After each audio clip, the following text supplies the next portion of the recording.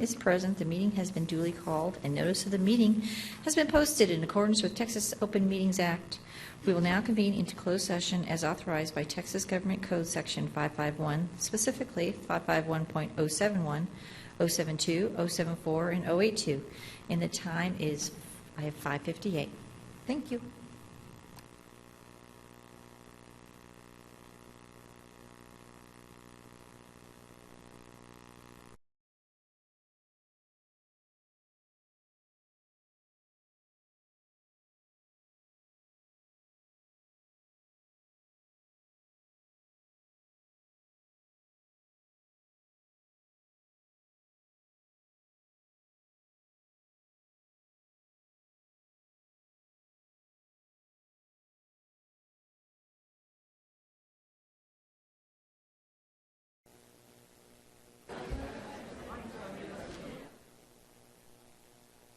Oh, no, we got.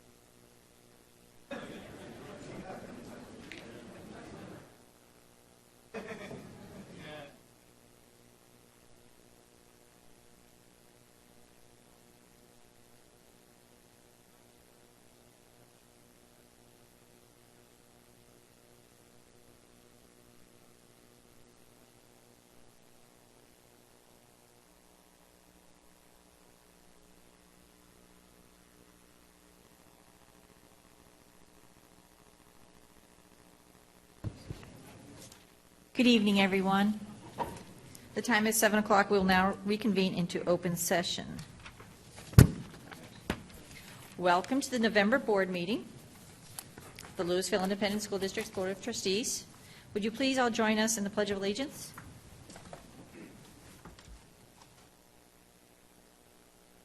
Flag of the United States of America and to the republic for which it stands, one nation, under God, indivisible, with liberty and justice for all.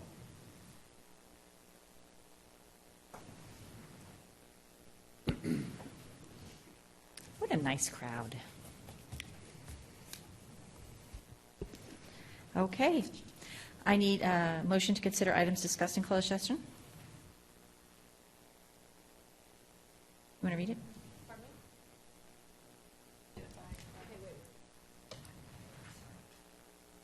I move that all personnel recommendations be approved as presented by administration. Motion, Ms. Duke. Ms. Kyer. Second, Ms. Sheffield. Any discussion? All in favor? That is unanimous. I need another motion, please. Okay. I move that we approve the motion for exchanging of 4.6 acres of real property on Josie Lane with adjacent property with the amended language that we discussed. The agreement needs to state that our engineer will lead the changes, will direct the changes that need to be made to the grading and the retention wall. Motion, Ms. Latham. Second. Ms. Foudy? Any further discussion? Being none, all in favor? That is unanimous. Moving on to awards, recognitions, and presentations. Dr. Riddell, 2012 Texas Honor Circle campuses. Madam President, Board of Trustees, Dr. Waddell, it's an honor to be able to honor several of our campuses. These are campuses who were selected by FAST, which is Financial Allocation Study for Texas. These are campuses who have had very high performance for a minimum of 3 years in a row. And I would like to invite the principals to come up as I call their name. Bridlewood, Robin Block. That's elementary. Castle Hills Elementary, Donna Taylor. Heritage Elementary, Toby Maxim. Liberty Elementary, Tim Greenwell. Prairie Trail Elementary, Shelley Adams. Valley Ridge Elementary, Charlotte Cawthon. McCamey Middle School, Pete Taggart. And C. Douglas Killow Lewisville High School, Pam Flores. I understand some of you have other folks who have really worked hard to help make this possible and that you would like to bring them up to be in the picture as well. So if you would like to come up.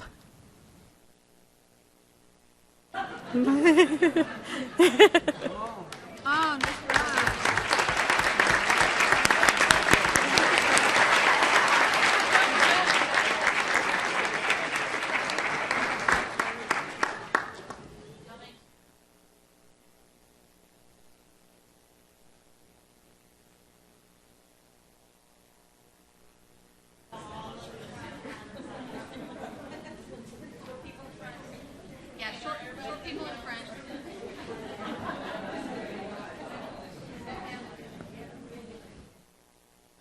Y'all can use that step. Toby.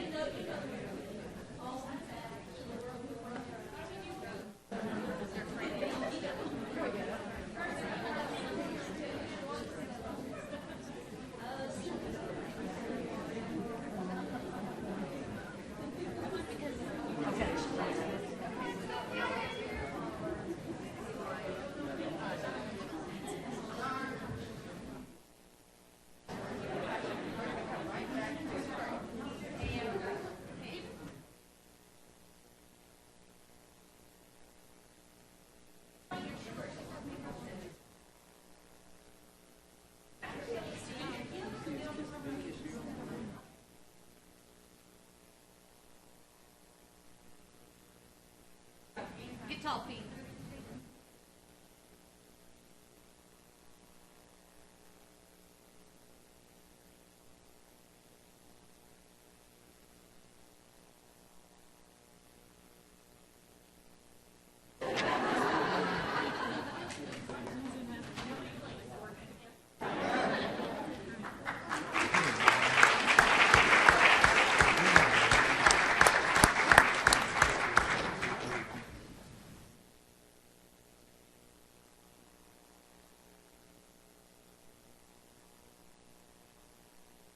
Congratulations. Now moving on to the CCA Stuff the Pantry Food Drive winners. Tristan, there you are.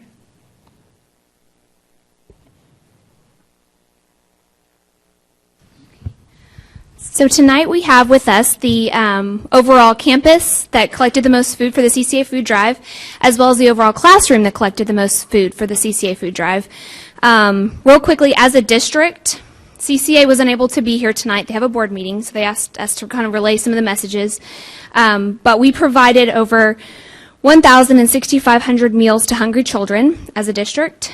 And also, with the food collected, we could feed 460 families of 4 for a month. So, very good for the entire month.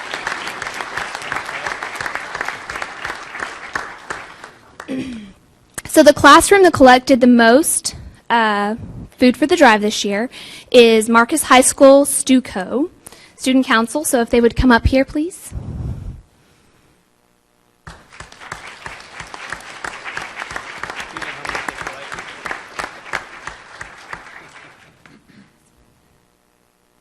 Their award is the whole student council is going to get Chick-fil-A lunch for their efforts, which we greatly appreciate. And next, our winning campus for the second year in a row is Downing Middle School. So Miss Lisa Lindgren will come up.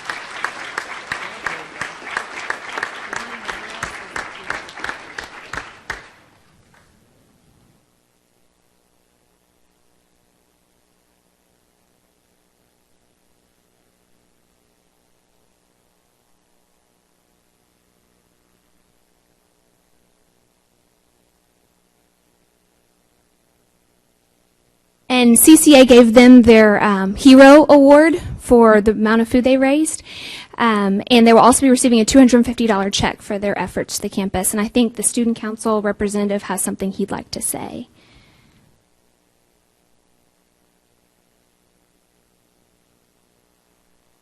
Hello, my name is Jacob Fontaine, and I am the Downing Middle School National Junior Honor Society President.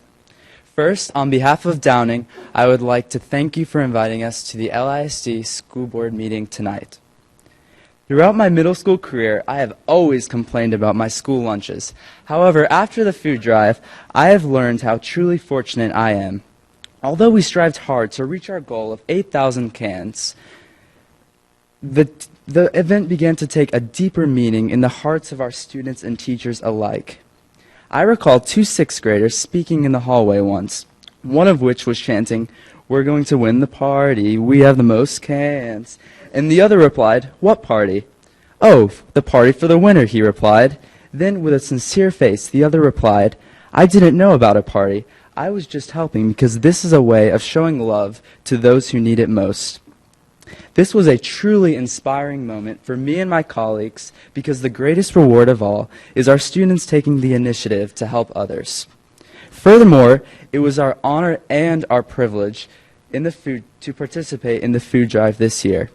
I know Downing is looking forward to participating in the food drive next year as well, but rest assured the 8th graders are planning to do great things at Marcus as well. Though we thrive on the competition the food drive provides, we will remain aligned in the goal that the true winner will always be the CCA and those in need. Thank you.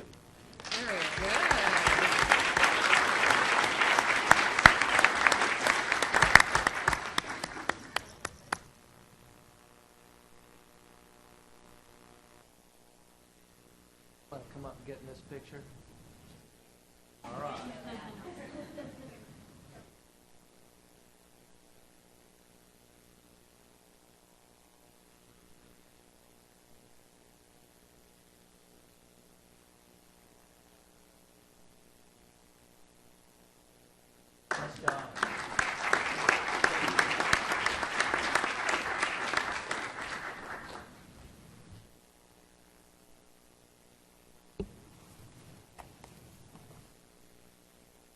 Thank you all so much for your efforts. I know CCA greatly appreciates all the hard work our students have done collecting food for their pantry. Times are tough. We're going to move on to the request to address the board. Persons desiring to address the Board of Trustees must fill out a speaker's card prior to the meeting. Do we have any more before we go any further? Seeing none. No presentation shall exceed 3 minutes, and the board cannot deliberate on any subject that is not included on the agenda.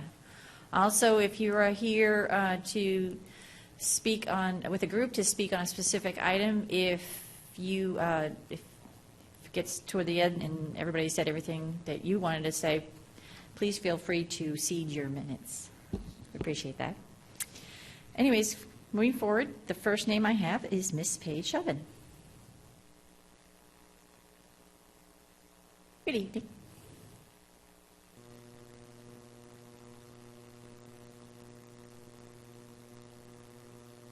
You good? All right. Hello, Dr. Waddell and board. Normally, I am up here because I am upset about something, and I wanted to take this minute tonight to say thank you for for information item number 4 that's on the agenda tonight for the, let me read it the way it said, board policy FDB local admissions interdistrict transfers and classroom assignments. I've read over this policy and I am very excited to see that it's up for information, and I hope to see it move on to discussion and action later on in the school year. This is something that when I ran for school board last year that I ran on, that I hope to see the students be put first when it comes to transfers in the district, and reading this policy, that's what it looks like we're moving in the direction of. So thank you to the administration for working to put this together. For the school boards, a few things that I would hope that you would ask questions on next month in discussion is can the children that already have transfers, and mind you, this isn't my family are in their home schools, but can those children that already have transfers be grandfathered in if it is approved, number one? And then number two, The policy about when we redraw the lines of incoming fifth graders being able to stay and incoming eighth graders be able to stay, I would love to see the numbers and how it would affect if we expanded that just a little bit to fourth graders and seventh graders as well. I strongly feel that once a child and once a family steps onto a campus, that's their home campus. And the more children we can leave in that campus, the better off the school is, the better off the children are, and the more we grow our community. So again, I'm just really excited to see this as an information item. I hope it moves forward. I hope it passes. And like I said, if we could just answer those few questions, it would make it even better. So thank you, guys. Thank you very much. The next card I have is Mr. Roger Anderson.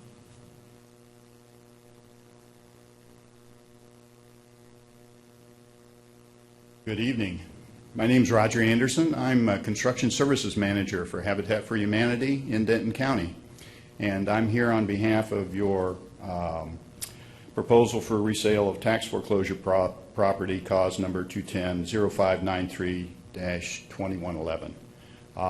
As you know, Habitat for Humanity puts families in homes to give them a hand up, not a handout. And we currently own a property in Lewisville and are acquiring another property to build a home for one of these families that are low income but are qualified to own a home. And with this house that is on your agenda to be voted on tonight, we're looking at acquiring that property. That may or may not become property for a Habitat family because it is a half of duplex. But we're hoping that whichever way it comes out, it will benefit a family or more in providing a home for one of those families. We've done 85 homes, currently working on number 86 in Sanger, and we're looking to come back to Lewisville. As you know, we've been active in the past. It's been quite a while ago in Lewisville, but we have 6 families that were put into Habitat homes back then. As I said, it's a hand up, not a handout. They do have to qualify for a mortgage, although with the volunteer efforts that are put into it and the donated materials, we're able to keep the cost of the house down, and then we offer a zero interest mortgage, which keeps the monthly payments down for that family so they can live in a home. We are involved in Lewisville ISD through a Habitat chapter at Marcus High School, and they're very active, doing fundraising, and just a couple weeks ago they came up and helped us on a home in Sanger that we're building. So we're very pleased to be involved with Lewisville ISD, and we hope you'll be favorable on this vote. Thank you very much. Thank you, sir. Moving on, Jim Ahalik.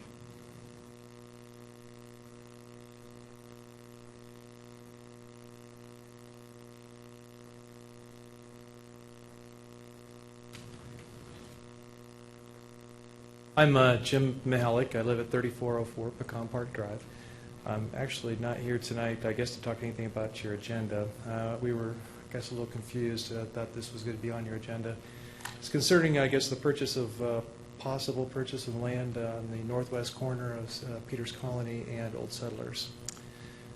We just had a few questions, some transparency of information about whether that property's actually been purchased or not, how much of it's been purchased, what the usage on that property is, whether it's zoned properly for the intended purpose of that purchase, and any ordinances that still have to be worked out with the town of Flower Mound on anything that's affected by the purchase of that property, such as noise or light pollution, for instance. So I might be a little bit premature here, but I just want to get that in the record and find out if anybody had any transparency answers for what's going on with that section of the property in Flower Mound. Thank you.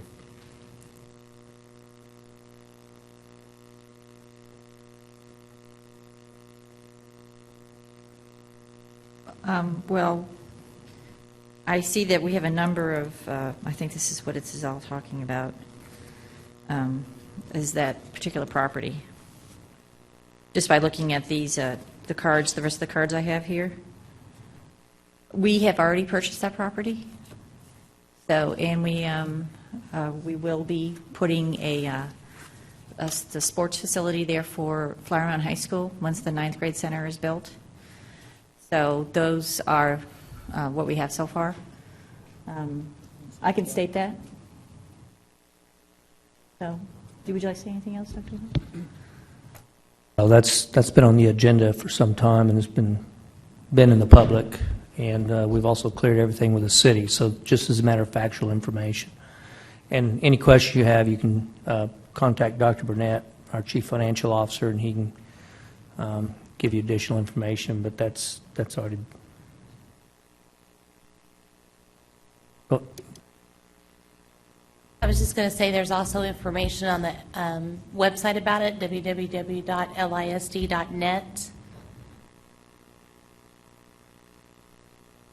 I'm trying to remember which heading it's under. I think if you go to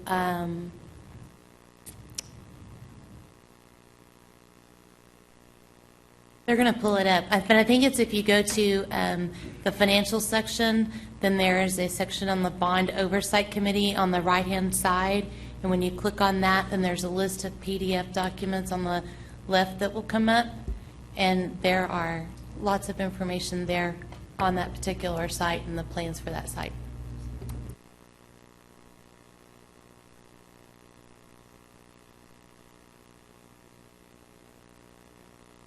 I think the bottom line is we've had public presentations on our plans and on the purchase and the use, and we've also done all of our due diligence with the city. So we're just sharing that.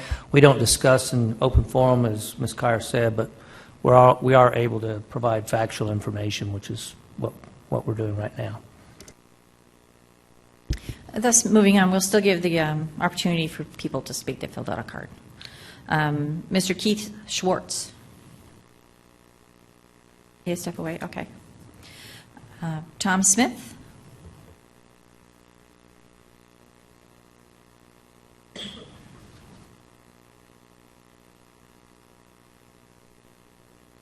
Ron? Apologize for my handwriting. It's Todd Smith. And this is actually, I'm here as a question that was asked at the September 10th, 2012 LASD board meeting when the architect presented that the new designs for that sports complex. I believe one of y'all asked the question, has any of the residents or neighbors been contacted, communicated with? And the answer was no. So I'm here to, I've done a little work on my own, and I'm here to represent some of those neighbors. I am a resident of Diamond Bell Estates, and I've been granted permission by the Diamond Bell Estates home HOA to speak on behalf of our residents. I've also knocked on doors and talked with most of the adjoining neighbors of this parcel of land, primarily the neighborhoods to the north and west, which in my opinion will be impacted the most by this facility due to their close proximity and the prevailing south-southeast wind that blows in the spring and summer, which will carry the sound to these neighborhoods. Per my discussions and conversations in the last couple of weeks with these neighbors, I have accumulated this list of questions and concerns of the affected neighbors and property owners, all of which were against having a baseball field built in their backyard. Question number one, what considerations have been made to switch the plan and build the 9th grade campus on this property? All of the neighboring property owners that I talked with prefer this option. They would much rather have a well-constructed and maintained campus in their backyard than a baseball field and tennis courts with sound and lights. You're proposing a 9th grade campus to segregate the 9th graders from the 10th through 12th graders. What difference is across a residential street or across a large parking lot? A footbridge could easily accommodate transfers of students or teachers. Number two, to limit the residential impact, it seems prudent to me that the baseball field would be located on the southeast corner of this property instead of the northwest corner. The southeast corner borders the high school and commercial properties instead of residential. What consideration has there been made to locate the baseball field to this southeast corner? Number 3, what is included in your project budget to protect or restore the property values of the residents that will be negatively impacted by this new sports complex? Number 4, how committed is the LASD board to planting mature trees and constructing sound barriers to limit the impact to these neighbors?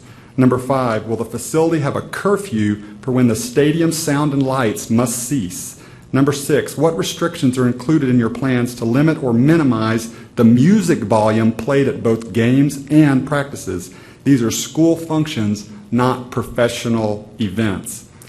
Number 7, what time limits or curfew will be placed on the lights in the parking lot? Number 8, will the LASD limit the use of this sports complex to high school games and practices, or will they open them up to junior high if and when those would be needed, and local teams and leagues, which would further reduce property values and also increase the amount of disruption to the peace and quiet that these communities have been accustomed to?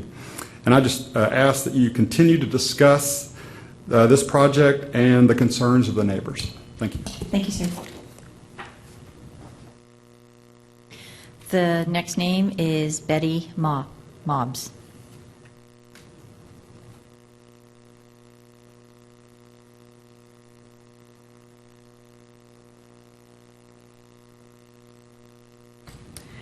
Am I on? Okay.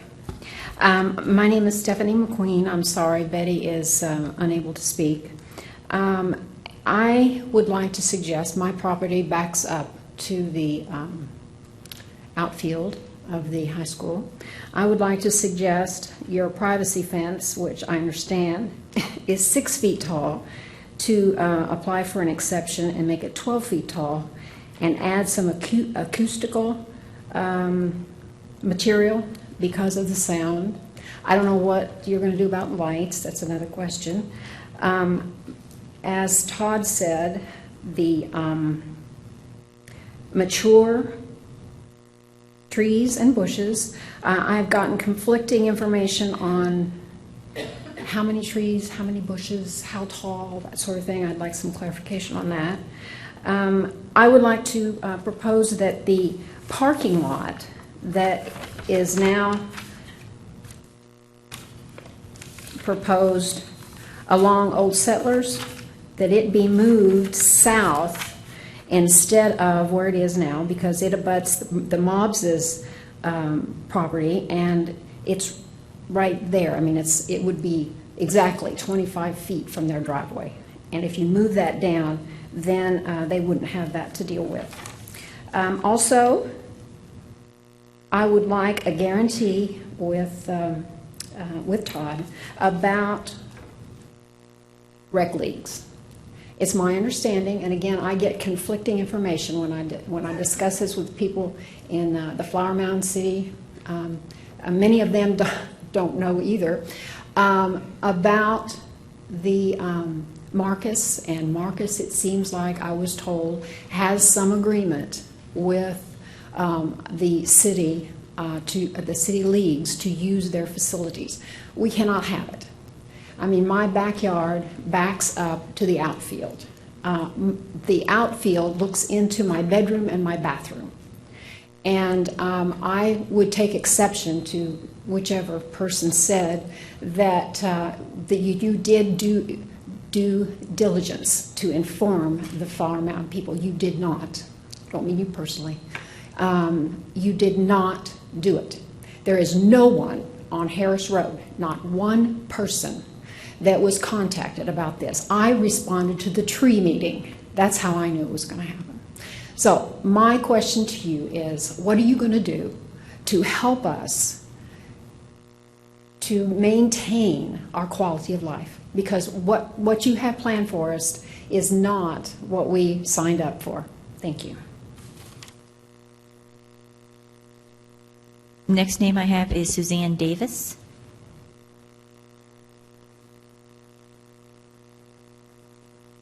Okay, thank you.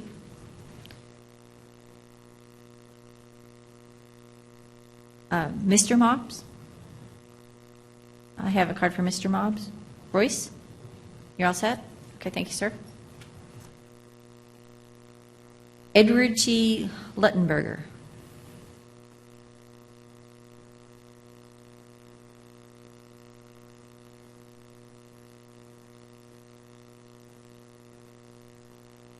My name is Edward Lutenberger, and I live at 3500 Pecan Park Drive, Flower Mound. And like several of the previous speakers, our homeowners association, our block, received absolutely no notification until an email that came out 2 days ago that this property was being developed as a sports complex. With the amount of tax revenue that the houses on our street pay, the amount of tax revenue that the houses on Harris pay and the houses in Diamond Estates pay, we should have had some sort of notification prior to this. We have a great concern about the light ordinance. We fought a soccer complex in Flower Mound because of the lights they were going to put up that would negatively affect our houses and our property values. We're concerned seriously about the noise. I live north of Harris, another block north, and every time there's a football game at Flower Mound High School, with my doors and windows closed, I can hear the broadcast from the stadium. If we have another sports complex that close, we're going to have additional noise. And if this comes up before P&Z, I will guarantee you that we will be there in force to discuss this. Thank you very much. Thank you, sir. James Kendall.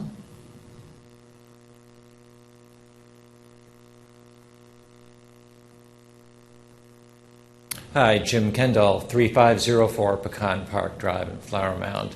Agree with my fellow residents on the comments they already made.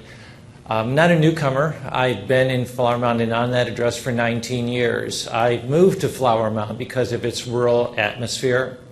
I enjoy it quite a bit, and from what I have, and I walk down Old Settlers daily, and I've seen the size of that property that has been bought.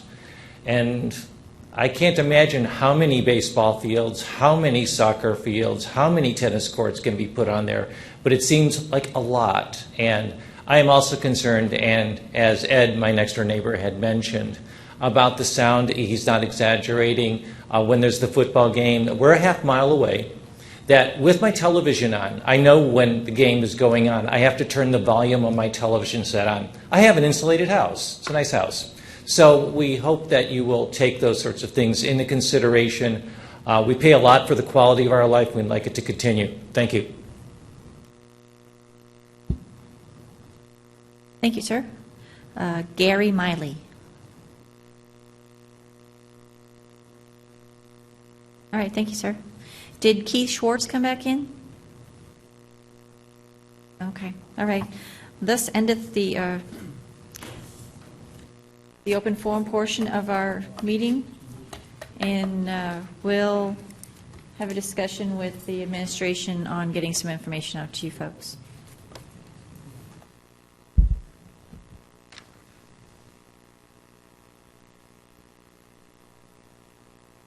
Oh, you don't want to stay for the rest of the meeting? Have a nice night. Moving on to informational items. The LISD strategic design. Dr. Haynes. Madam Chair, members of the board, tonight's report is quite comprehensive. We've been doing a lot of work in our strategic design. There are several components to tonight's report, and I'd like to start with the first one. Our Texas High Performance Schools Consortium met for the first time since the award was announced in September. The group of superintendents met with our new Commissioner Williams to discuss the consortium and the purpose of the consortium. We also met as a group to discuss our roles and responsibilities. One of the major components to this is a small steering committee that's going to help guide us through the implementation of our initiatives, and Dr. Waddell is a member of our screening committee that will help move us forward. And I listed for you the areas that we worked on, developing an organizational structure to work and make decisions for the consortium, and also a major part of the consortium work that is due December 1 is to make recommendations to identify waivers that the consortium is requesting, describe the rationale for each waiver, and set forth steps to be taken in each waiver. This is a major and ongoing work. We will be meeting again as an entire consortium of 23 school districts November 27th.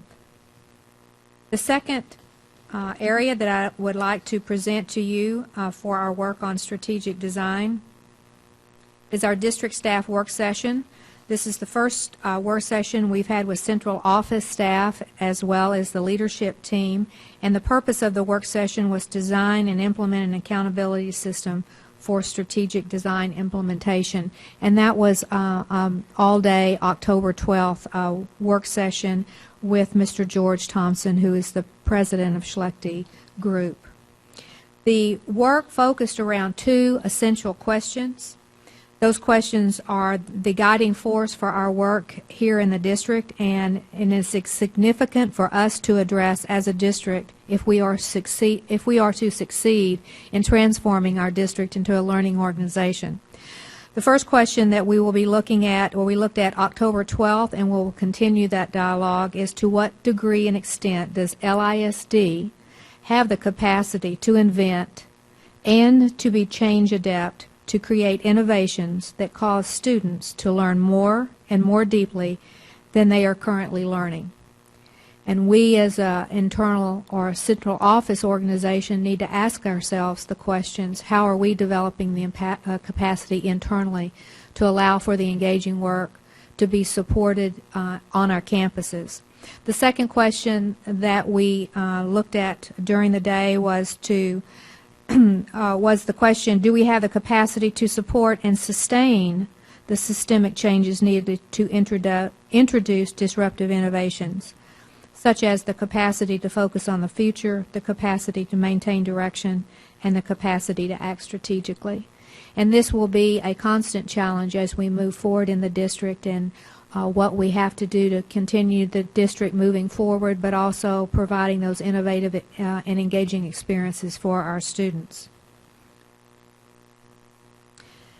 And as we are moving through this process, we also know that this change, that our transformation that we're moving toward, requires leadership at all levels of a learning organization. The next work session is scheduled for Monday, November 26th, and as a part of this work session, we'll have over 250 participants in the work session. Those participants include every one of our principals, as well as a teacher leader from each of our campuses. The 80 members from the October 12th meeting, that was our first meeting, as well as some of our board members who have chosen to attend for the entire day. And that is one of our critical elements in moving forward with the change. It's just not engaging our employees internally, but also our board members and the greater community. Speaking of the greater community, the next part of the presentation is an update on the community partnership meeting October 16th that we had. This was the second meeting of our community partnership meeting and is part of our strategic design implementation. At the meeting, the group was charged with defining business partnerships in terms of their clarity of purpose to create win-win relationships for not only the school district, the community, but also for businesses. And they believe that partnerships must create understanding and a buy-in for the development of potential workforce people in our schools. They left with committing themselves to creating a plan with action steps and high expectations with accountability that is acceptable by the Strategic Design Committee. You might wonder what the Strategic Design Committee is. Well, the Strategic Design Committee worked all last year to create our strategic design implementation timeline. They had their first meeting October 16th.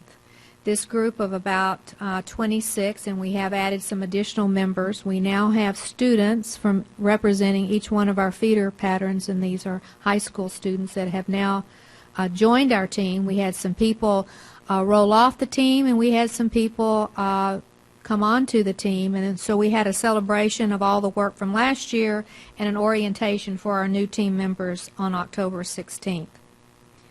The next meeting of the district strategic design team is on November 27th, and they will also, the 28th. Yes, November 28th.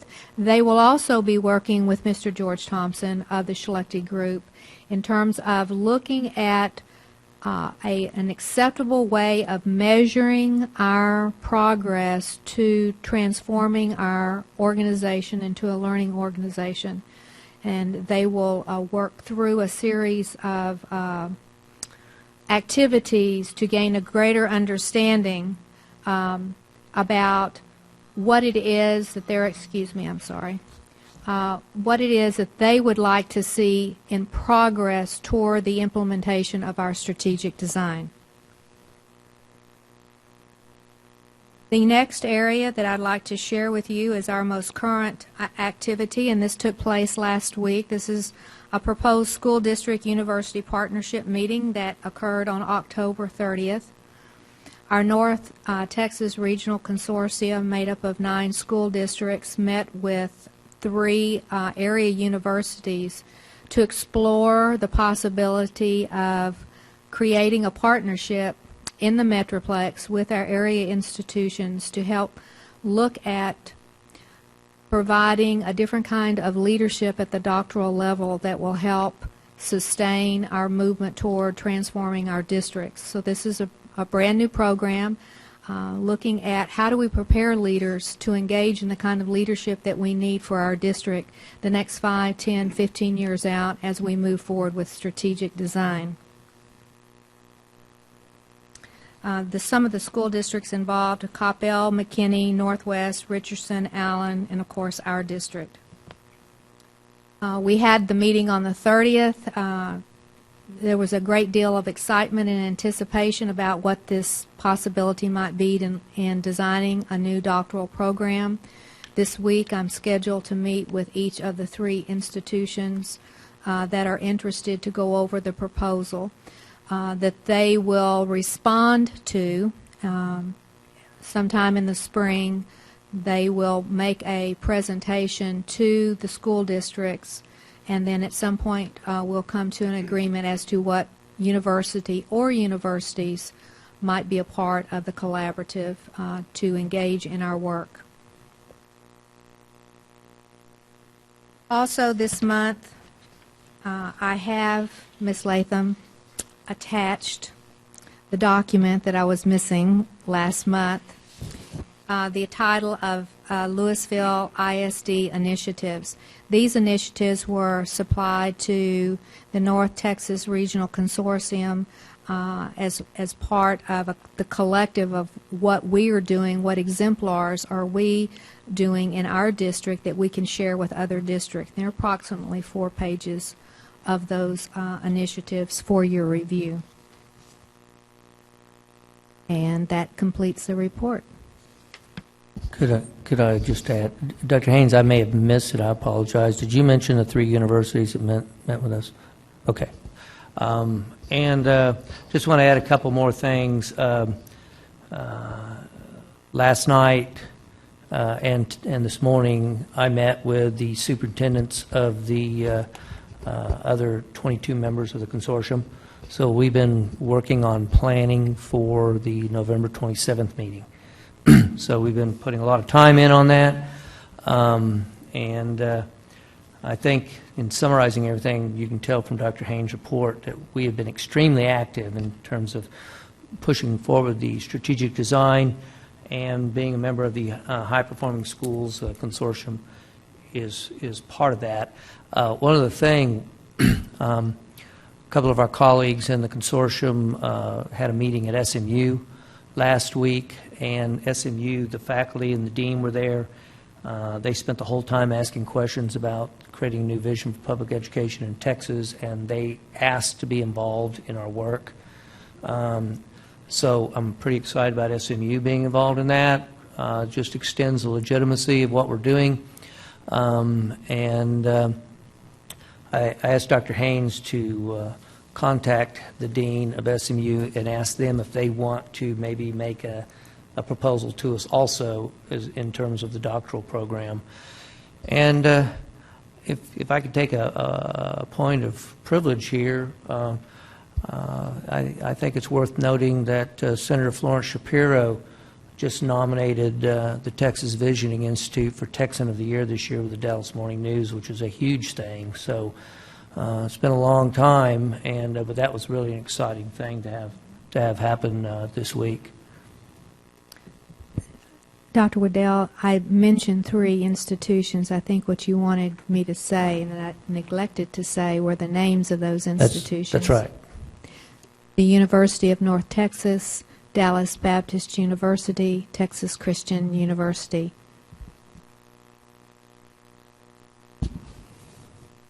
Thank you for that extensive report. Moving on with Dr. Haynes, TASB Update 95. Thank you, Madam Chair. This will be very brief. I thought I said 2 months ago that was Update 94 was the last one. I stand corrected. Update 95 will be the last one because there's no more time for another update between now and the next legislative session. And this update addresses some cleanup language. It really aligns our policies with the law. There are a couple of new exhibits. Basically, it is cleanup language that reflects the law. We have anywhere from non-renewal contracts to grievances to academic achievement to making sure that you know you have the authority to change your district name any time that you choose to change your district name. Facilities construction and board member BBFA local ethics conflict of interest disclosures.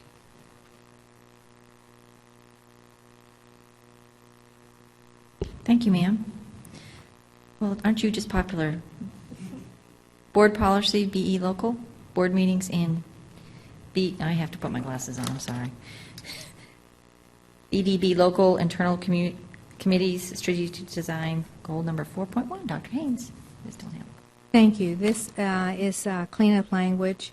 I think I might ask Ms. Latham to become my policy assistant because she's very good at finding things, and this is indeed some cleanup language. When Dr. Waddell joined our district in the spring of 2011, the board and Dr. Waddell met together to establish some board operating procedures. And in approving those procedures, I neglected to go back and look at the governing language regarding board policy. And indeed, there is a bit of cleanup that needs to be done, and that's noted for you in the memorandum. And it is the old or current board language requires that board members submit items to be included on the agenda from the 5th calendar day before regular meetings. And the board in the spring of 2011 agreed that they would move that to the 10th day before regular meetings.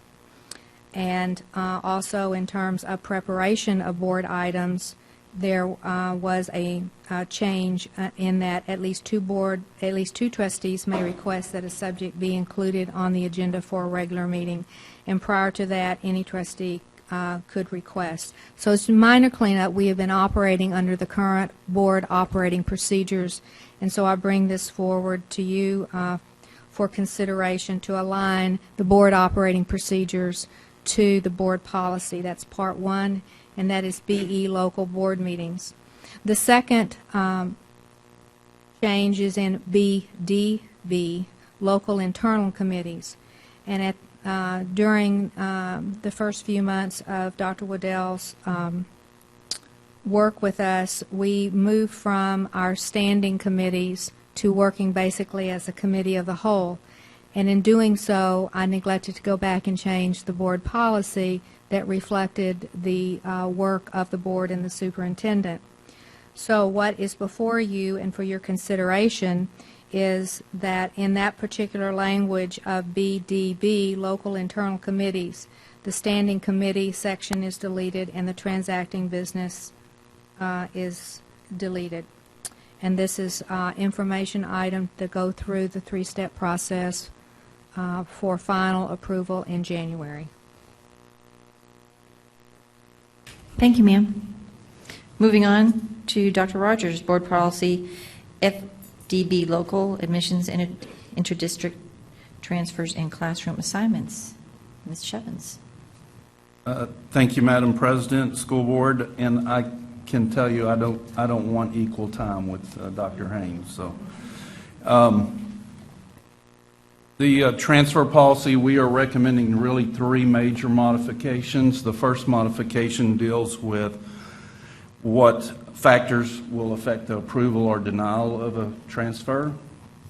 The second factor was an addition to allow non-exempt, non-resident employees to bring their children to LISD. You know, we currently allow non-resident professional employees to bring their children to LISD, but not, paraprofessionals, non-exempt. And the third part, our modification of the policy, deals with extracurricular activities, where we would form a committee to hear those extenuating circumstances where a student moves from one campus within another and automatically loses a year of eligibility as far as varsity extracurricular. We would allow school people in the schools that are not involved to be a hearing group, a committee, versus that going to the superintendent. My purpose in bringing these policy recommendations to you are really four parts. One, I believe we should treat all of our employees equitably, including non-exempt employees. I would like for us to provide choice to students and parents regarding the schools that they attend. Also, the extracurricular part provides some remedy for those students and parents that are caught into those extraordinary situations. And the last thing is, my office interviewed 305 non-exempt, non-resident employees and asked how many of those folks would be interested in bringing their children to LISD from out of district. There were 54 employees that expressed sincere interest that they would bring their 78 children total, which would generate about $500,000 in ADA. So to me, that's a win-win for all reasons. So that's the policy. I apologize as far as the proposed policy.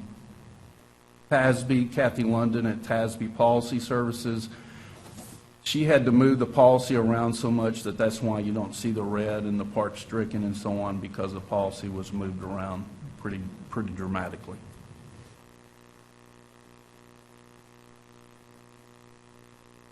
Thank you, sir.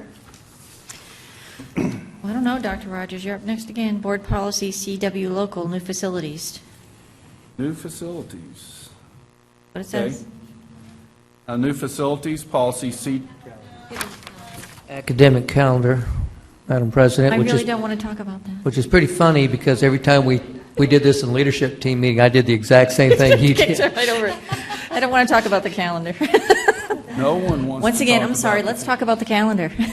Dr. Rogers. Each year, I actually checked it off in my notes. I guess really do want to talk each about year in the fall, I have the great honor of forming a calendar committee. This year there were 34 members. Those members included 7 high school students, 9 parents, 7 teachers, 7 campus administrators, and 4 district administrators or coordinators. I chaired the committee. Chris Vaughn, a Flower Mound parent, was the co-chair. We met 3 times, or will meet 3 times. We'll meet again in December. We've taken our options to the district site-based decision-making committee, which is called the District Communities Leadership Team. On Wednesday, Ms. Vaughn will take the calendar options to the Lewisville Council of the PTAs. I will tell you that the DCLT, or District Decision-Making Committee, voted in favor of option A by a 28-2 vote. Our calendar, state law doesn't allow us to start school until the fourth Monday. So next year, the fourth Monday is August 26th. Our calendar is a little different in that we have moved from 3 additional professional development or learning days to 5. So we have 175 instructional days. We already have a waiver for 177, so we will request a waiver from the state for 2 additional days. You can see, if you look at the sample calendar, we'll have still a week at Thanksgiving, but 2 days are trade days. Our staff, Ms. Brockman is on our committee, and she feels that she will be able to provide opportunities, particularly for non-exempt employees. Office clerks, paraprofessionals, they're the ones that have the hardest time. Our teachers are out and about throughout the summer doing additional professional learning, so that's never really a problem for them to get the hours required for trade days. We left Columbus Day as a holiday for everyone, so that was a change. Our winter break is 2 full weeks, so we would not return to school until January 6th. We cannot build into our calendar anymore the Monday after Easter like we used to for bad weather days because of our dear to our heart testing calendar. One of the things I would bring to your attention is our spring break. Normally is the 3rd week in March, but both calendar options have the 2nd week of March as the choice, and that is due to testing, TELPOS testing. We have a 3-week window to test ESL students to check on their proficiency and report it. It's a very detail-oriented testing process, very one-on-one with the teacher and the student. If we move our spring break to the 3rd week, that gives us a 2-week window to get all of it done versus the 3 weeks. The committee was very much in favor because of that to move spring break to the 2nd week in March. Other than that,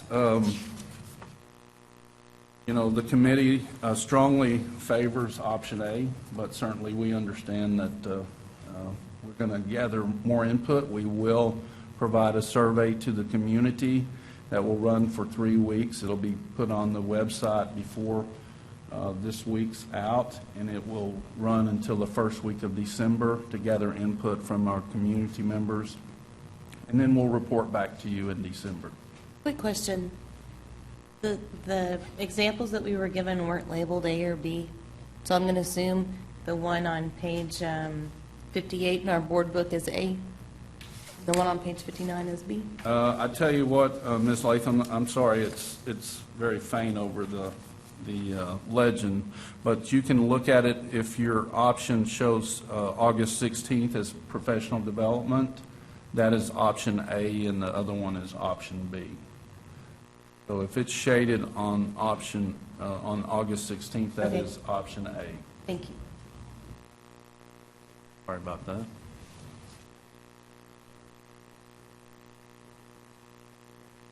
Thank you, sir. Moving on to board policy, CW local, new facilities. Dr. Rogers, I think I got it right this time. 3rd time's a charm. Yes, sir.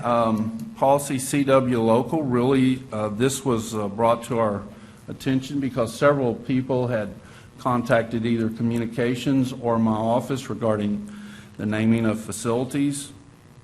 When you look at the current policy, our policy reads that it would, all 7 board members must be in attendance before voting on a name may occur. Well, there aren't 7 members on the board, and so really following our current policy, you could not name a facility, which certainly we want you to have that opportunity. The other thing that we need to remove from the policy, sort of like what Dr. Haynes did with her policy, is CW Local still mentions a construction committee, which are no longer in function. So we have changed the wording of that. We changed the word to regarding 7 board members, just to say that all board members must be present. So if there ever is another time where there's only 6 board members, that would not be an issue. Probably the major change that is being recommended is if you name a facility for a person, it reads, a major facility may be named for a person who worked for the district if the person was a distinguished employee for at least 10 years and has worked in education for at least 30 years and is retired and attained the age of 80 or deceased. So that is a change to the policy.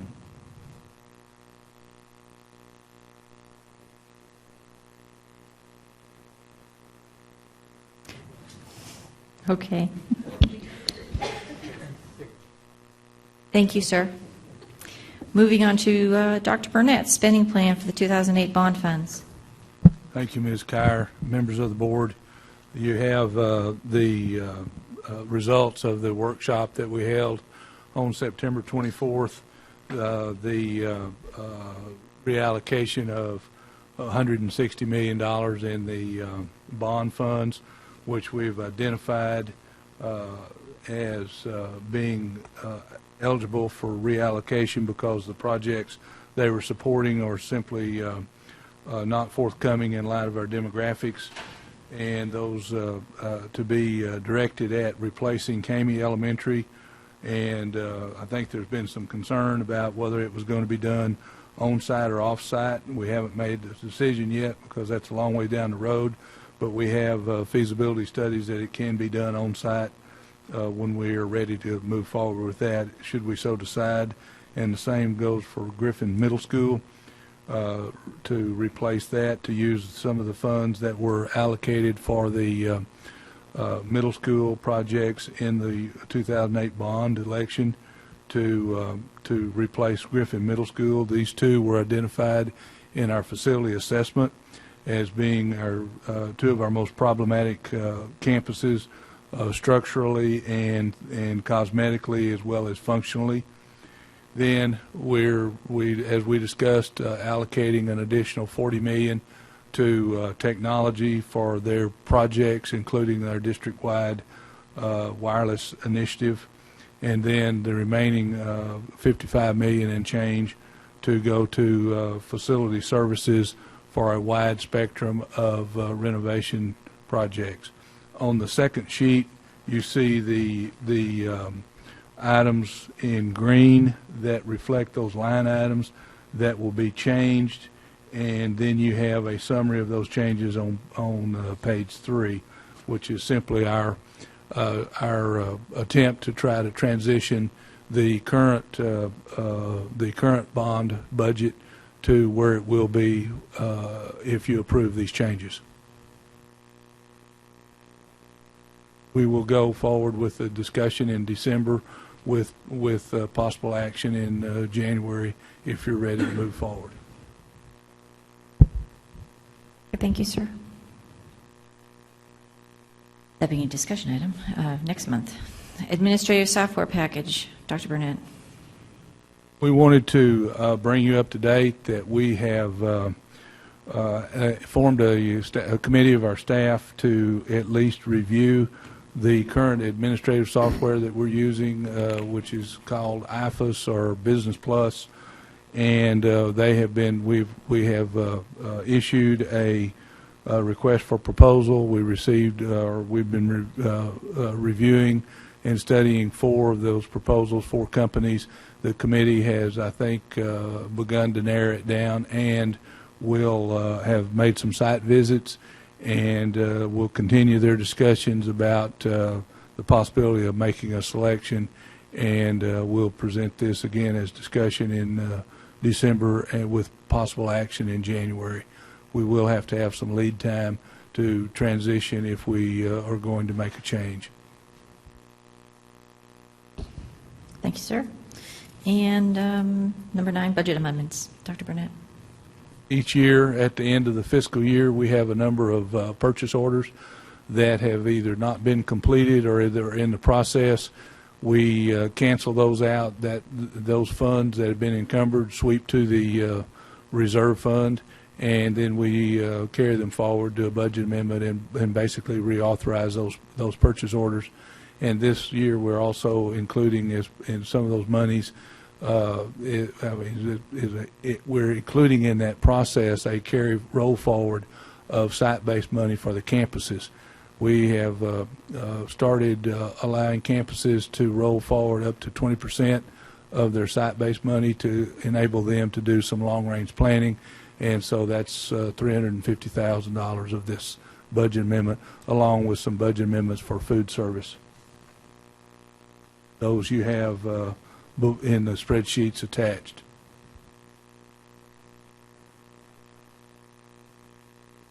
Thank you, sir. Moving on to discussion items, monthly financials, bond report, and new construction report. Dr. Burnett. You have the monthly reports, financials, the bond budget as of September 30th, as well as the new construction report. If there are any questions, those we'll try to address them.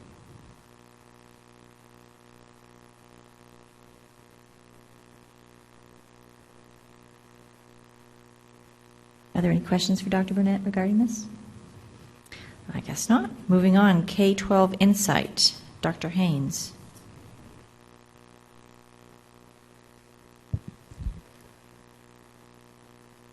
Madam Chair, members of the board, this item is coming forward to you for the second month as a discussion item.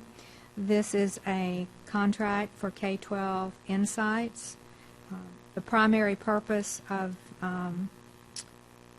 this partnership is basically to provide a systematic and customized approach of engaging all stakeholders through a two-way dialogue. And what I think is unique about this particular company is that they custom design questions so that those questions can focus on elements of our strategic design. This is not something that's a generic product that we're buying, and I think this is one of the reasons that we would like to move forward with this as an action item in December. We do have a representative from K-12 in the audience, so if you have some specific questions regarding the product, the representative is available to respond to any of your questions.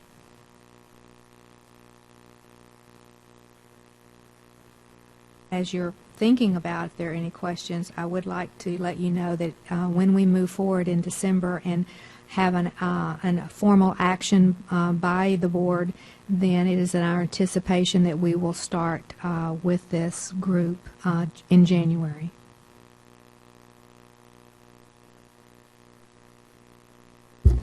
I have a quick question. Is there any data that will be collected by this external group, K-12, that would be deemed confidential data that would need to have security measures around it?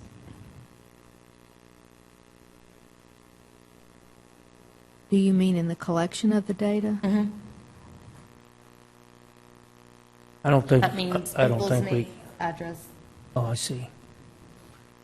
I don't think we anticipated that. I mean, if there's privacy laws that apply to anything, we'd certainly respect those. They're in our policy. We'd follow what our policy says and what the law says, but I don't think we see overall this being something that would have security issues tied to it. Who's the representative from K-12? Oh, hey, how are you? What kind of security measures do you have at your company to protect your data? Yes, please.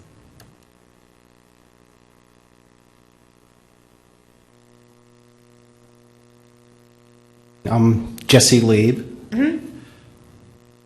So everything with respect to privacy, confidentiality, protecting people's anonymity are all built into the technology platform to ensure that you're not compromising personally identifiable information whatsoever. If we're asking to collect the information based upon questions that you wish to ask, then we'll do that. But essentially, all of the mechanisms in place to protect anonymity, confidentiality. We're not asking for student identification numbers. We're typically not asking for personal demographic or contact information. So you're not storing any confidential data? No. Okay, that's the answer. Thanks.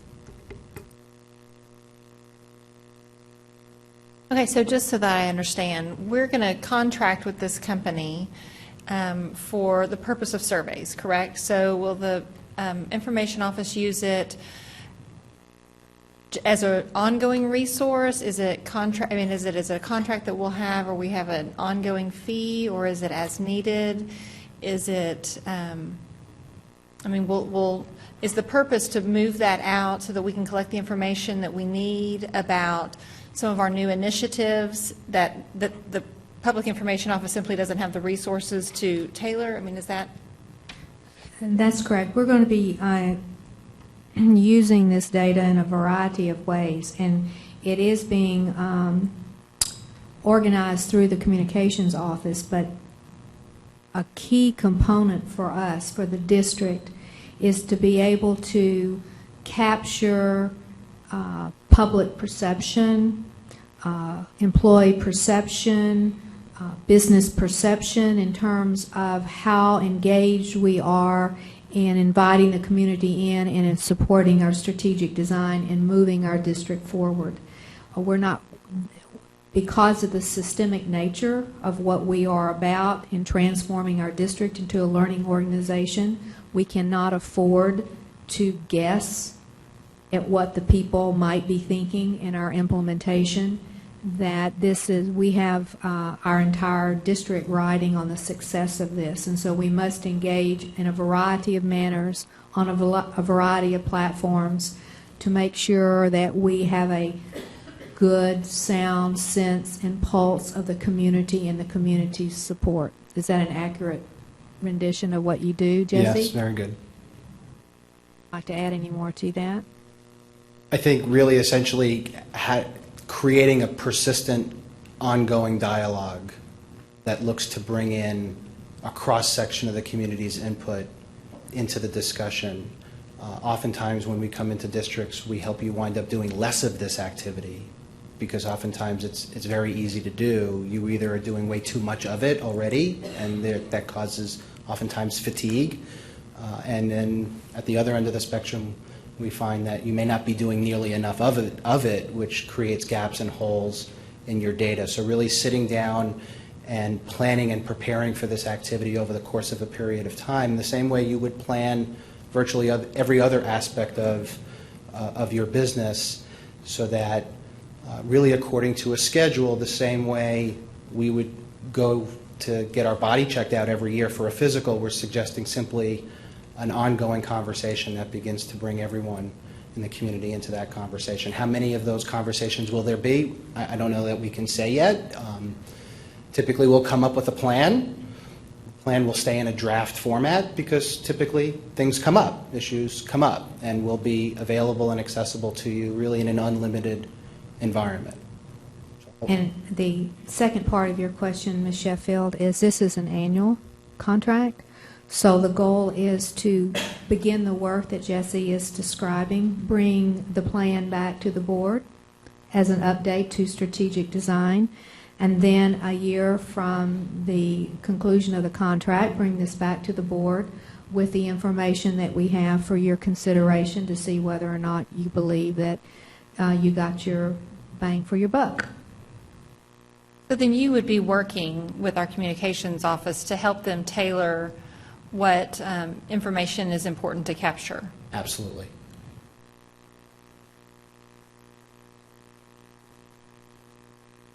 Any other questions?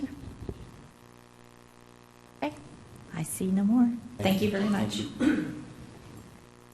Moving on to resignation incentive, Dr. Haynes. Madam Chair, members of the board, we are ready for the third round of our resignation incentive. It is the same process and procedure that we have used in the past.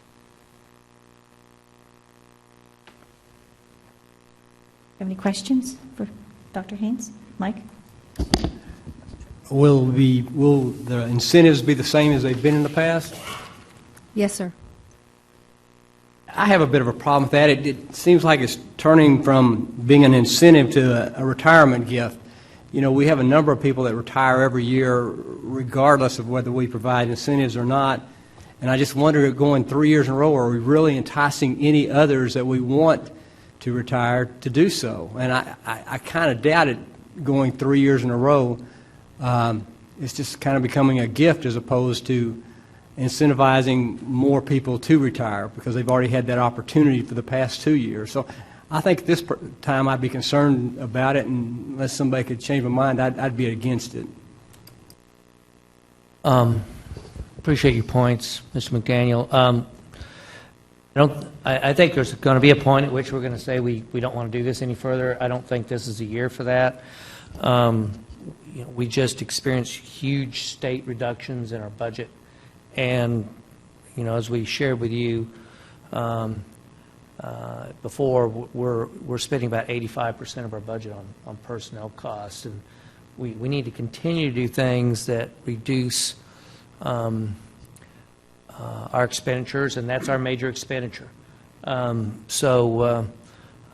Currently, I think given the fact that we've last 2 years we faced $54 million in reduction in state aid, we still need to do things that we consider to be positive and proactive to reduce those costs. So certainly understand your points. I think they're valid points. I think they're things we have kept in mind.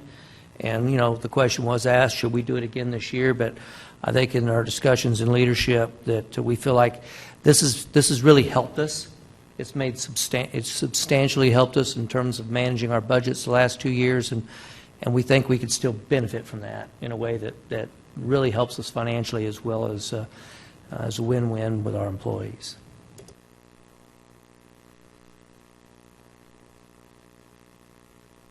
Any other discussion? Ms. Latham? Well, I was just going to ask Brenda if she wanted to give us some more information, but I think one of the reasons we offered the incentive too is it helps us plan, right? Because we asked them to go ahead and tell us that they're going to be retiring sooner than they would normally, right? Is that on? Yes, and we do want the resignation incentive timeline is January, February. It helps us plan so that we can hopefully, if we're planning on having a job fair, and we can know what positions we have soon, so we're not hiring late or they make late decisions. And also to add to Dr. Waddell information that he provided, we did have a large change to our salary system this year with the TASB compensation study, and we did have more than 350 employees that were above the maximum salary. And by changing all of the rules along the way, we felt that also offering the resignation incentive again would give them the benefit of maybe taking part in the resignation incentive that had been eligible the last 2 years. And maybe this is the final year, maybe it's not, but it does help reduce the overall payroll line, which is 85% of our budget. And early notification so we can make staffing decisions early and we can get the best candidates possible in those positions. Thank you, ma'am. Any other questions or concerns? Okay, moving on to DED local compensation and benefits, vacation, and holidays. Dr. Haynes. Yes, Madam Chair, members of the board. There was a request to bring this item for discussion. As a short history lesson, in the spring of 2011, we revised the policy in an area that really we did not have a policy. We had an institutionalized procedure, but really no policy addressing accumulation of vacation days in the district. As a matter of fact, you could not use any of your vacation and when you retired from the district, you would be compensated at your full daily rate for the number of days that you had on the books for that vacation. and there was no way of being fiscally responsible as we were moving through some difficult times that you just mentioned a few moments ago, is how do you rein in the cost of 85% of your budget, and this was a significant payout over the years as people left. So as a part of one of our initiatives with new superintendent is to look at ways to be effective in terms of how we're using our monies and be responsible to the public for the decisions that we make. So that is what is capsuled really in the background information. What we ended up doing is passing the new policy in May of 2011, and basically what the policy captured was all individuals that had vacation days on the books were compensated for the total amount of those days. And those payouts occurred in June, July, and August of 2011. Beginning July 1, 2011, any 12-month employee was accumulated over the course of a year would be 10 days. Beginning this year, July 1, 2012, if that person, such as myself, and I can use myself as an example, if I did not use any days from the prior year, then on my pay stub, July 1, 2012, it would show 20 days of vacation day available to me. When the policy was written and adopted, the assumption was that there would be a maximum of no more than a maximum of 20 days. And part of the discussion that you heard in June of this year were from some of our employees who were concerned or requesting that this policy be revisited because we used to give employees with more than 15 years of experience an additional week of paid vacation. So we are now to the point where this information is being provided to you so that if you choose to move forward in another manner, you have the opportunity, and that is if you'll look at the information provided under administrative consideration. Now, as a part of any time we do policy, we always like to have our TASB legal counsel and policy review team review policy. And we were really under the gun to get this particular item done and reviewed by TASB. We explained to them the concern that had been expressed by some of our employees and a chance to revisit the policy. And as our policy consultant noted, that this was an extremely complex policy that was developed in a very short time that had major ramifications. And she noted even when we worked with her in July 2000, or last year in 2011, that we would probably have to go back and make some adjustments. We will have to make some adjustments because some of the language now is outdated in DED. So as we visited with her, we also shared with her the concern about some of our employees losing the week of pay. It was also brought to our attention that part of the policy, the way it is worded in one part under accumulation, it says vacation days earned on or before or after July 2011 shall be permitted to accumulate to a maximum of 20. Then in the next paragraph, it also says, apart from the grandfathered vacation days, any vacation days earned above the maximum accumulation of 20 and not used within the work year in which the days are earned shall be forfeited at the end of the work year. There have been a couple of interpretations about what that means.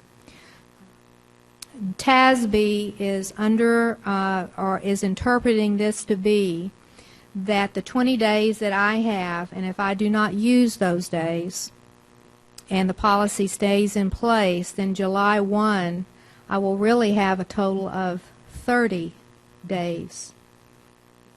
This is currently what we have in place. If I do not use those days by July of 2014, I will lose 10 days. Now, is Sam here? Is that accurate, Sam? But that is our latest discussion with Kathy London, our TASB consultant. Now, the reason I'm sharing this with you is that the concern that was expressed in July, I think, has already been addressed in this last sentence. What I would like to do is, well, first of all, I want to hear at the pleasure of the board, and if you have any questions about what I just shared with you. But according to what TASB is telling us, that when I get to July 1 of 2013, I will have access to 30 days. I can only roll over a total of 20, so I would have to use those 10 days in that next year, or I would lose that but never have more than 20 days on the books. Now, I will also share with you that was not the interpretation that I thought we had in July 2011, but that is an interpretation of that, and TASB has confirmed in the reading of that particular sentence of the policy that that is indeed a way that she is interpreting that to mean.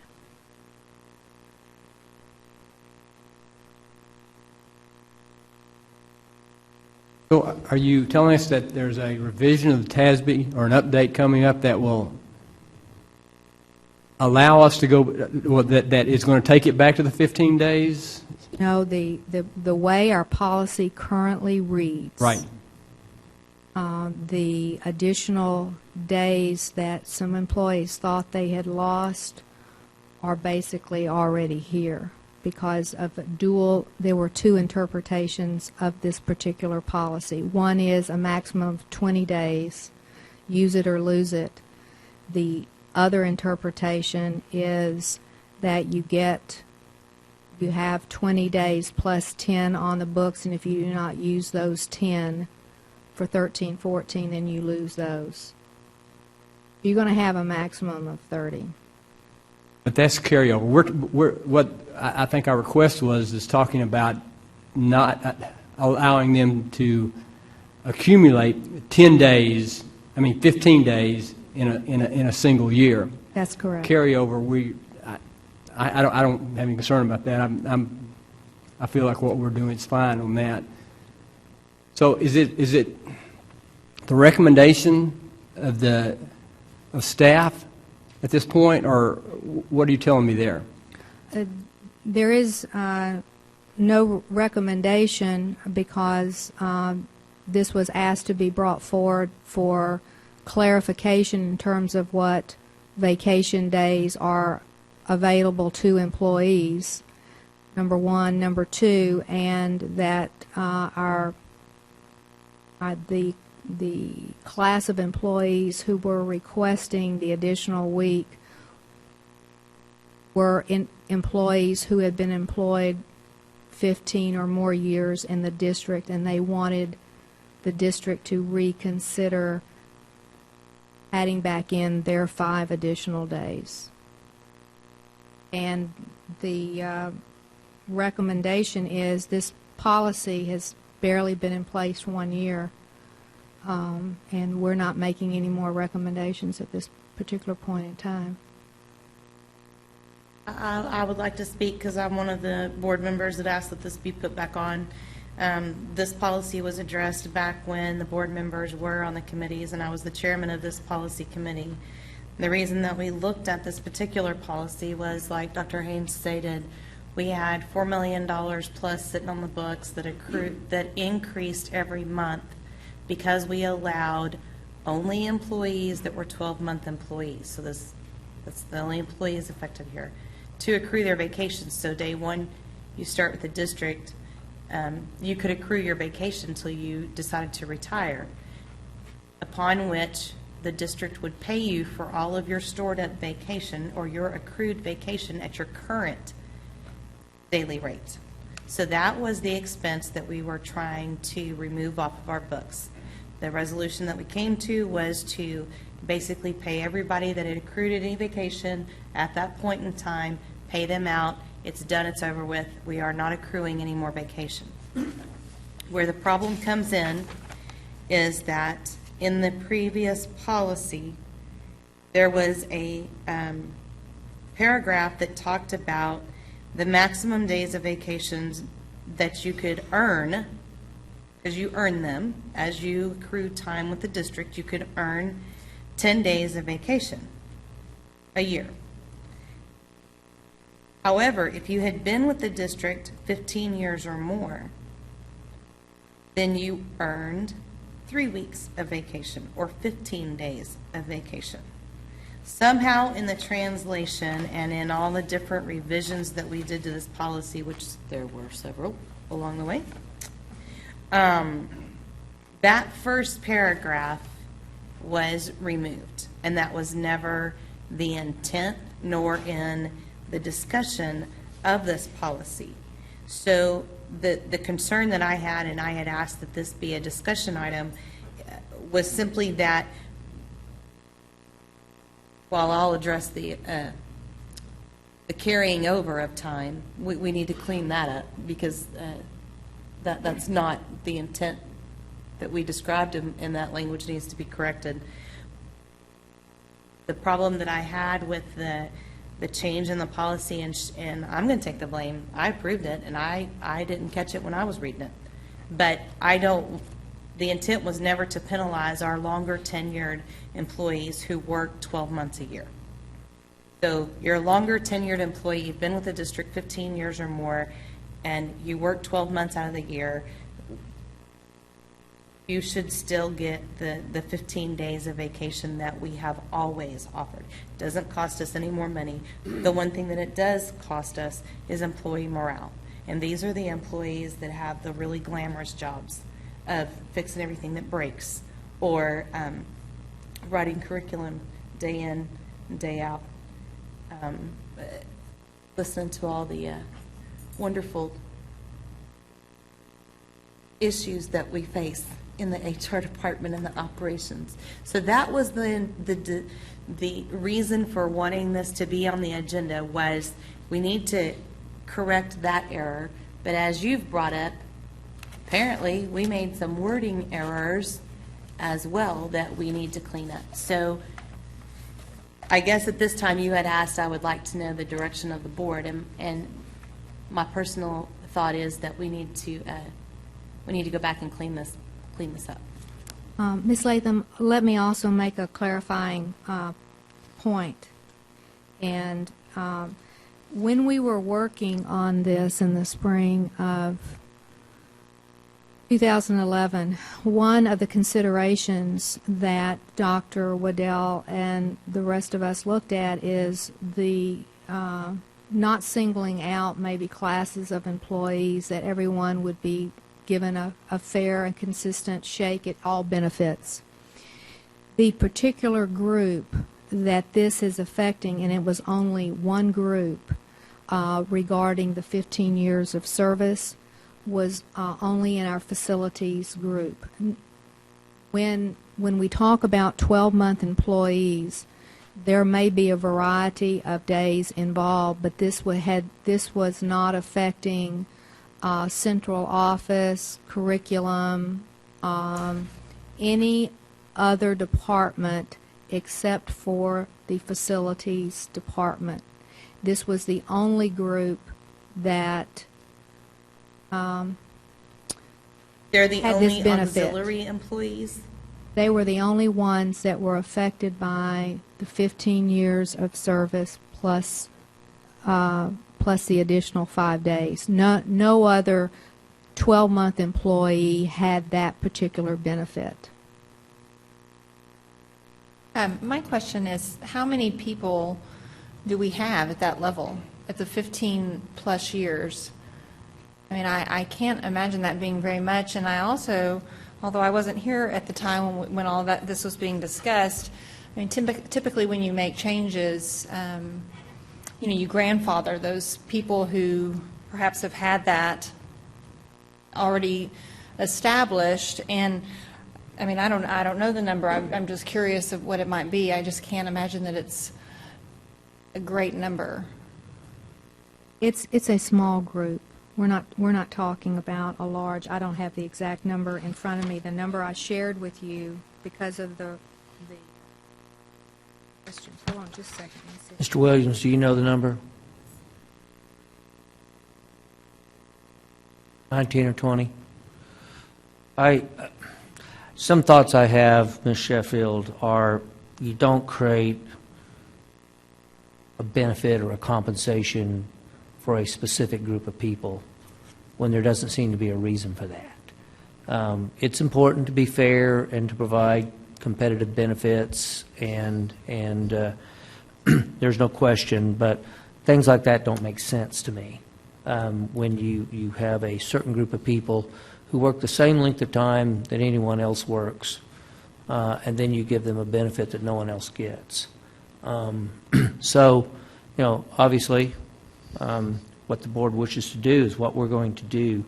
But to my position I've had on this, which when Ms. Latham and I had a chance to talk about this, I share with her that a goal I would have is we don't create a separate group of people from others who, when you do that, you're in a sense saying you value them over the others. If they're 12-month employees, they're 12-month employees, and not because they work in a particular department or section. On the grandfathering, I'm a fan of grandfathering normally, but in this case, we paid people off for what they had. So you took care of that.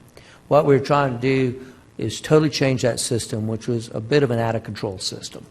And we did a one-time payment. It was quite a bit of expense, but it was a way, as Ms. Latham says, to get a handle on those costs that just spiraled.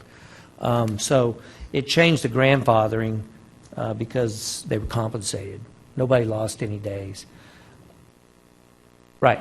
I guess the question for us is to what extent do you want people to accumulate days on the policy? Under accumulation, as Dr. Haynes read, it says any vacation days earned above the maximum accumulation of 20 and not used within the work year in which days are earned shall be forfeited at the end of the year. So if you go above 20, whatever that is, say it could be anything up to 30, correct, Dr. Haynes?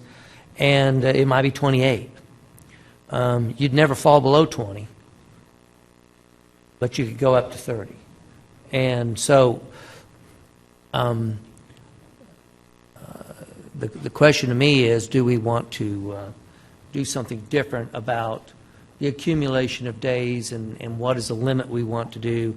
At what point do we want to say use it or lose it? You use it this year, you got these vacation days. Nobody's accruing or accumulating days anymore, so no one's going to get paid any money anymore. So how many days do we want people to build up before that rolls back to a number? What are those numbers? For me, it's not about the accrual, and I don't have any problem with the accrual with what we have. But I don't think we're creating a separate group. I think what we're doing is reinstating something that people have worked 12, 13, 14, 15, 20 years under the assumption that if I make it to that point, this is something that I've earned. And we have told them that for however many years that they've been employed with us. And so what we've done is we've just kind of stepped back and says, well, we're actually going to compensate you less. And that's what we've done for people that have given us, a number of years, whether it's 15, 20, 25, in the same position. And I don't see that as being fair either. It's a very low cost form of compensation. Matter of fact, I believe, and tell me if I'm wrong, Mr. Williams, that that these people are told that they can't take their vacation times in the winter, in the summer anyway, because they're too busy working on the roofs, and so they can only take it during the school year. Is that correct? Okay, well, I'm glad to hear that then. But still, you don't take something that people have taken as a part of their compensation for a large number of years and say, well, no, we're going to bring you back into with another group. So I would like to see us step up and place those 5 days back in. As far as accrual, I have no problem with 20, 25 days, whatever you want that accrual number to be, but allow them that 15 days that they've been working hard for the number of years and giving their service to LISD. Well, and I have an issue with the word accrual, because that was what we were trying to get away from with changing this policy. What I would like to see is, if you've been with the district less than 15 years, you earn 10 days of vacation. You're allowed to roll over 5 of those days of vacation. However, you can never exceed those 15 days of vacation. That was what we intended on that paragraph. I would also like to see that if you have been with the district 15 years or more, then you earn 15 days of vacation. You're allowed to roll over 5 days, giving you a total of 20 days. However, let me give you this scenario. Year 1, you have 10 days of vacation. You only take 5. So year 2, you have 15 days of vacation. You win the lotto, and you take a 15-day cruise. Year 3, how many days of vacation do you have? 10. Thank you for following along. If you've been with the district 15 years or more, year 1, you have 15 days of vacation. You can only roll over 5. So you took 10, you're going to roll 5 over. Now you have 20 days of vacation year 2. You win the lotto, you go on a 20-day cruise. Year 3, you have 15 days of vacation. But there is no accruing vacation anymore. We paid you out. We do not allow accruing. We're not going to pay you out any further. So only thing that I'm asking is that we reinstate the 15 days that we had granted to employees who had 15 years or more with the district. And I agree with Dr. Waddell. Let's take out the verbiage that said auxiliary employees. If we have employees that are with the district 15 years or more with a 12-month contract, then they earn 15 days of vacation per year, but everyone can only roll over 5 days a year. Does that make sense, or do I need to type it up in an email and send it? I've already typed it up once. I think I heard you say 15 rolling forward 5, so the max is 20. Or if you've been with the district 15 years or more. Right. If you've been with the district less than 15 years. It's 10 years, roll forward 5. Yes. Okay, How much can you accrue? If we reinstate this policy that y'all approved last year, are we wanting to grandfather the No. ones that had it and keep it as the policy is written now? Where if we have somebody that reaches 15 years next year, they'll still only get 10, and the ones that were given already 15, they still get those 15. Is that are we wanting to do it for everybody, or just go back and grandfather the ones that already had it and keep our current policy for, let's say, this day forward? I think I can leave that up to Dr. Waddell, but I want to just be clear, Ms. Duke, I don't want to bring forward the previous policy. The previous policy had the accrual language in it that was, okay. No, I understand that. I wasn't asking about the accrual. I knew all about the accrual. We don't want that anymore. So I was asking just about the vacation days. And the language in our policy doesn't use the word accrual anymore. It says accumulation. So you're talking about accumulation. How many days can you accumulate? And so just to kind of summarize, the current policy says all 12-month employees. By the way, the number of employees that are affected by that in facilities is 21. Current currently, 21 people. I don't know the number of that, but on but the grandfathering, if you're talking about grandfathering, you'd be talking about 21 people. The current policy is all 12-month employees earn 10 days annually, and they can earn up to 20. They can earn over 20, but they cannot. They lose that, so it rolls back to 20. So, or whatever it rolls. Yeah, it rolls back to a maximum of 20. So that's the current policy. So in addressing Ms. Duke's question, she's saying you could grandfather those 21 people, keep giving them the 15 days as you described, Ms. Latham, and leave everybody else that hadn't reached that with the current policy. It's one option. The other is to change our policy to be what you recommend, which is everybody gets 10 days with a maximum of 5 days rolled forward up to 15 years, and anyone above 15 years gets 15 days, roll 5 forward. Right. We're only talking about 12-month employees. We're not talking about anybody else. And realistically, we're not talking as far as monies from the district. We're not talking of adding anything to the budget. But what it does is it gives those employees that have been with us 15 years a week. But a week is simply what? 2% of a bump in compensation, total compensation. And so it costs the district nothing, but yet they get a benefit, and we get to say thank you for 15 years of faithful service. So I'm listening to the board, and I think this is not ready to go on to an action item. So I think that you've gotten some direction from the board on what they want to see. And as far as, so this would not come back as an action item next month. It would come back as another discussion item so we can talk about it a little bit more.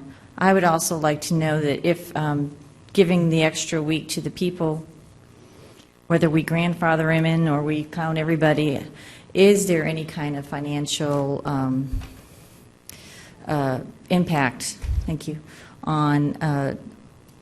because they don't have substitutes, they do have substitutes. What does it cause by adding this extra week? What kind of detriment does it cause to the financial burden that it puts onto the particular departments? That's the kind of thing I'd also like to see. Okay, we can put it on as a discussion item next month. What we'll do is we'll show you kind of a table or a model of how it would look both ways, so make it graphical. And then Dr. Burnett will assign a cost. I'm just kidding. We will try to determine a cost for each of those to see what that might be. Just as a point of clarification, we do have 454 employees that work 12 months. Okay, so we have one of the information pieces that we wanted, Dr. Haynes, is of those 450 12-month employees, how many would require a substitute? The substitute primarily in any position anywhere in the district except for teaching is up to the pleasure of the supervisor. And in these particular positions that you're talking about, it would be extremely difficult to go into our substitute system and find highly qualified HVAC people, electricians, these highly skilled individuals. Right, and in the corporate world, when you go on vacation, your team fills in for you, covers for you. We don't have substitutes. That's what I'm getting at. Get everything done before you go on vacation and hope somebody backs you up. That's basically what we do too. But we'll look at it and be sure that we can give you. So that we don't have that. Because what I'm hearing, Ms. Kyer, I think the thought you have is if we allow this 15-year employee 15 days of vacation, how much would we have to pay for a substitute in that position if it required it? And not even so much a substitute, but how much would it impact the department if there's a major project going on and they decide to take it? And sometimes you say, they're not allowed to, but you never know. And not only the impact, but if we decide to do it not just on the grandfather, but as it goes down the road, 454 employees, 200 of them are eventually with us 15 years, it might cause another financial impact. So we also need that information. If it's possible, we'll build up to it. Thank you, sir. Moving on, if everybody's all set. The modified schedule assessment, state assessment testing days waiver. Dr. Riddell? Madam President, Board of Trustees, Dr. Waddell, LISD has used a waiver of this nature since 1996. We have a late arrival, and it has benefited students on specific testing days. The process is coming to you this evening in two forms, one as discussion and the other as consent. The reason it's coming in that way, which is of course unusual for our process, is that TEA changed the waiver appeal process. And so in the amount of time that it took for us to become registered and to go through their system, by the time we got through the system, then they said, oh, well, you can't write your waiver until your board approves it, which was the exact opposite of what they had done since 1996. So we would like to request for 6 days of waiver, 3 in December and 3 in May. And the purpose of this is to take the days with the highest number of EOC students who are testing based on the course enrollments. Consider that, consider the accommodations and the variety of tests that are given in EOCs, and then also to think about the number of students who are retesting, because our students not only might retest if they did not pass the test, but they may also now retest if they do pass the test, but they want a higher score. And so there's no way for us to tell how many students will show up for this year of testing. So our goal is that the students who are not testing at all would stay home until 11 o'clock. They would come to school at 11. This would give us all hands on deck for the teachers, all the personnel, who would be able to work with students in a variety of ways to meet their needs. We are requesting this for 2 years, but of course we only have the testing calendar available to us for this year. So we can give you the dates December 10th, 11th, and 12th of this year, and in the spring, May 6th, 7th, and 8th. And then when TEA puts out their assessment calendar, we will ask for those same 6 days at whatever point the assessment calendar would direct us. Thank you, ma'am. You're welcome. Discussions? Questions? Okay. What were the dates in May again? I'm sorry. May 6th, 7th, and 8th. Thank you. Any questions or concerns? Discussion? No? Okay. Well, thank you very much, ma'am. Moving on to action item. Okay. Only one action item, and it's me. Ms. Duke, did you want to make a motion? I need a motion to consider nominations of Carol Kyer to TASB Board of Directors vacancy, position D, Region 11. Dr. Waddell. Oh, wait a minute, I'm sorry. You just need a motion. I do. I just said that. I move to nominate Carol Kyer for the position. Motion, Ms. Duke. Second, Ms. Foudy. Thank you. Dr. Waddell, do you want to talk about it, or do you want me to do it? No reason to talk unless there's any questions. If there's any questions, I'll be happy to answer those. Ms. Kyer, you want to tell everyone what this position is that you're seeking? Well, You want me to tell her? Sure. Okay, because you threw me that and I didn't hit it. So, okay. Faye Ballou, who's a trustee with the Hershey-Lewis-Bedford School District, has been elected to the president-elect position for the TASB Delegate Assembly, the state body which means that her position in the Region 11 TASB board, position B, has been vacated. So they need to fill that vacated position left by the departure of Faye Ballou. So Ms. Duke's motion would, if you vote for that, then you'd be nominating Carol to fill that vacancy.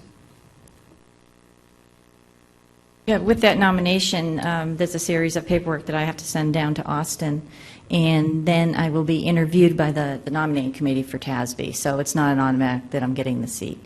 And considering the number of strong boards that are in our area, I'm expecting to have a number of people to be nominated from their board, so nobody really knows. This seat is covered for travel and expenses. If I do get elected to the board, it's covered by TASB, so there is no kind of financial expense to the district if I hold this position, other than the fact that Lewisville ISD, who is the 17th largest district in the state of Texas, will finally have a board member on that board, which is a governing body for the school boards in the state of Texas. So I think that Lewisville is well-deserved in getting a seat. We are a leader in innovation, and with our strategic design process, I think that having a seat on that board will help the rest of the districts in the state. And I would echo that, and the last part especially, well, the size of our district and its stature, I think we would deserve that. It would be an honor. But also, TASB is starting to recognize, but I think slowly, the visioning work and what has led up to Senate Bill 1557, and I think it would be a real plus to have board members who are knowledgeable of that and support it, so TASB can move its support towards that kind of change in the way our schools are structured. Are there any other questions or concerns regarding this? Okay, all in favor? That is unanimous. Thank you all very much. Moving on to the consent items. Are there any that need to be pulled for consideration or any other reason? Seeing none. I need a motion, please. I make a motion that we approve the consent agendas as documented in our agenda. A motion, Ms. Latham, second, Ms. Duke. Seeing no questions, all in favor? That is unanimous, Ms. Arnold. Other than that, we have no further business. Other than I'd like to take a moment of consideration to congratulate Marcus Band and Hebron Band for, and I know Dr. Waddell's going to want to say something about this. He's going to say something. But congratulations, we're so proud. And of course, of all our bands that work so hard, and I don't know how they do it, play the music and do the walking thing. No, I can't. I'm lucky if I can chew gum and walk at the same time. So Dr. Waddell, I'll pass it off to you. Would you like to say something? Thank you. Thank you for that. I had the pleasure of being there, and it was an awesome experience. No way that you could expect that to happen. Only once in the history of UIL has a district had two of its bands place 1 and 2. That I've been told was the Spring ISD. I think some time ago, maybe prehistoric times. And so it may never happen again. Really an amazing thing to be there. I think a lot of people got to watch that through streaming video, which was a great thing there. I have to say it's one of my proudest moments. I'm glad I got to be a part of that. Tremendous competition. If you've never seen the marching band competition, it's unreal, the level of performance. But and then Marcus, as the winner, as they're the only band in the history of Texas UIL band competition to win 4 straight years. So they've dominated the decade, and we can say that LISD dominated the state marching band competition. And I see Coach Mays out there. Randy, didn't we have a state champion at the cross-country meet Saturday. From Hebron? And and let me just say, so his time was 15:04. It was the 10th fastest in the state, and he is now ranked number 15 in the nation. Wow. Robert Dominic. 10th fastest in the state meet history. So, That's a big deal. And 4 of our 5 schools competed at that state level, so Right. that was exciting. Yes, so a great job there. One of the more grueling sports, so great job there. I just want to mention that. And with that, we are adjourned. Thank you all very much. It is 8:57. I got you up before 9. Woo!